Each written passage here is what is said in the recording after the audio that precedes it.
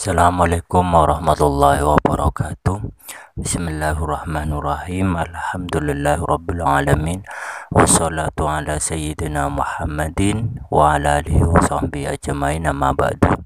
Pada kesempatan kali ini Ustadz Abdul Somad menjelaskan tentang kenapa kita bermadhab Syafi'i, kenapa tidak Imam Malik saja atau Imam Hanafi atau Imam Hambali.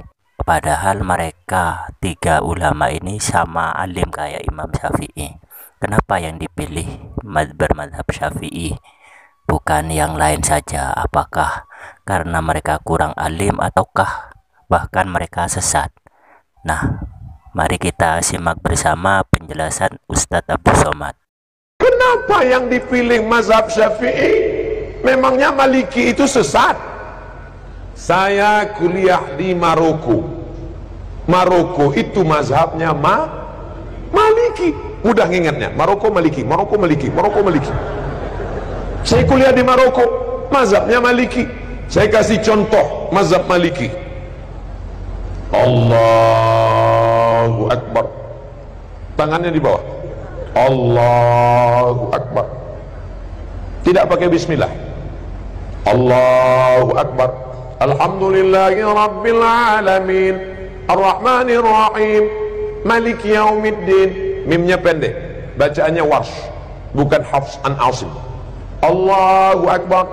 Alhamdulillahi Rabbil Alamin, Ar-Rahmanir Rahim, Maliki Yaumiddin. Kunutnya sebelum ruku. Walam yakul lahu kufuwan ahad. Kunutnya tak berbunyi. Andai mazhab Maliki itu saya bawa ke masjid dekat rumah saya subuh, kira-kira apa yang terjadi? Luruskan shaf, luruskan shaf. Saya pun jadi imam subuh. Allahu Akbar.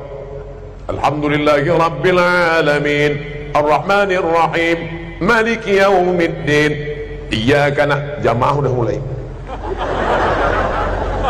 Sebelum ruku', walam yakul lahu kufuwan ahad. Allahu Akbar. Begitu salam, langsung jamaah ISIS.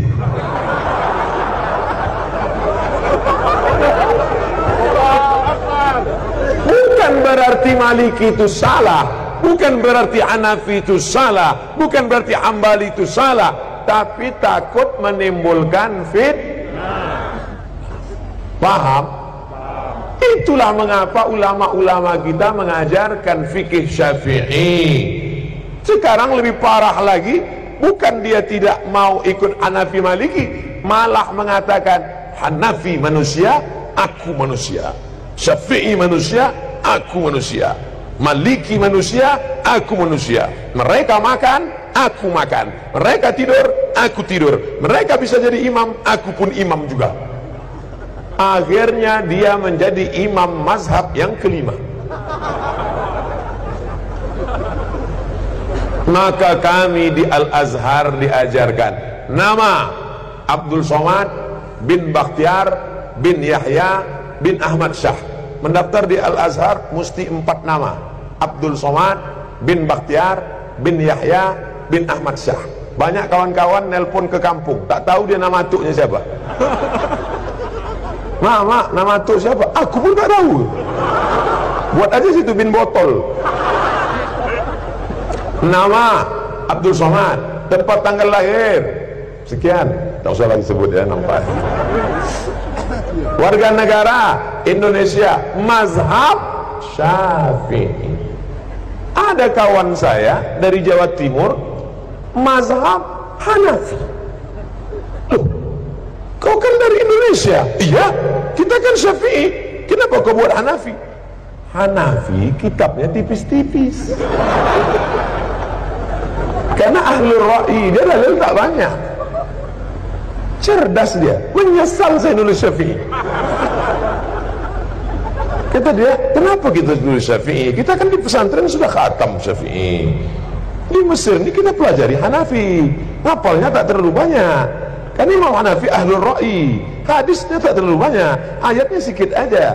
Qala al-Hanaf, menurut saya, tapi saya tetap berpegang pada mazhab Syafi'i dengan tetap menghormati Hanafi, Maliki dan Hamba. Bukan berarti kita salahkan mereka. Adapun orang yang tidak mau bermazhab, saya tidak mau ikut Syafi'i. Syafi'i itu manusia, sama macam saya. Imam Syafi'i memang manusia, sama macam kita. Tapi dia kalau berangkat dari rumah ke masjid, telinganya disumbatnya pakai kapas. Kenapa? Takut dia apa yang dia dengar di jalan itu hafal dia semua. Orang kita disumbatnya juga pakai kapas karena benanah. Imam Syafi'i kalau dia baca buku, ditutupnya halaman ini, dibacanya halaman ini. Kenapa ditutupnya? Karena kalau dibukanya dia hafal, dia ingat dan dia paham juga. Kita sudah sobek buku itu tak juga paham. Imam Syafi'i datang ke rumah Imam Maliki, mau belajar hadis. Kata Imam Maliki, Syafi'i, kau baca dulu kitabku Muwatta. Nanti kalau sudah kau baca kitabku, baru kau belajar sama aku. Pergi pulang, baca dulu Muwatta. Apa kata Syafi'i? Maliki, Muwatta itu sudah di sini semua. Sampai akhirnya apa kata Imam Maliki? Syafi'i, ini beberapa keping duit emas, pergilah engkau cari guru yang lebih hebat daripada aku. Maliki mengakui kehebatan Imam Syafi'i. Datanglah ulama dari Jazirah Arab, langsung datang ke Samudra Pasai. Malang tak dapat ditolak, untung tak dapat diraih. Bukan skenario, bukan rekayasa. Ulama dulu yang datang ke Semenanjung Negeri, negara kerajaan pertama yang mereka datangi adalah Nangro Aceh Darussalam. Allahu Akbar. Ustaz Somad ini mentang-mentang ceramah di Aceh dibilangnya Aceh, nanti ceramah dia di Papua dibilangnya Papua. Tidak, saudaraku. Tadi apa kata ayahanda? Kami ini orang Aceh, kami cinta bahasa Aceh. Keluar dari Kuala Simpang sudah stagnan. Itu bahasa orang tawaduk, rendah hati. Kalau bukanlah karena orang Aceh, maka orang Melayu tak paham Al-Quran. Betul? Kenapa betul? Kalau bukan karena orang Aceh, orang Melayu tak paham Quran, karena yang merubah terjemah bahasa Arab, yang pertama menerjemahkan Quran dari bahasa Arab ke bahasa Melayu, namanya Syekh Abdul Rauf As-Singkili.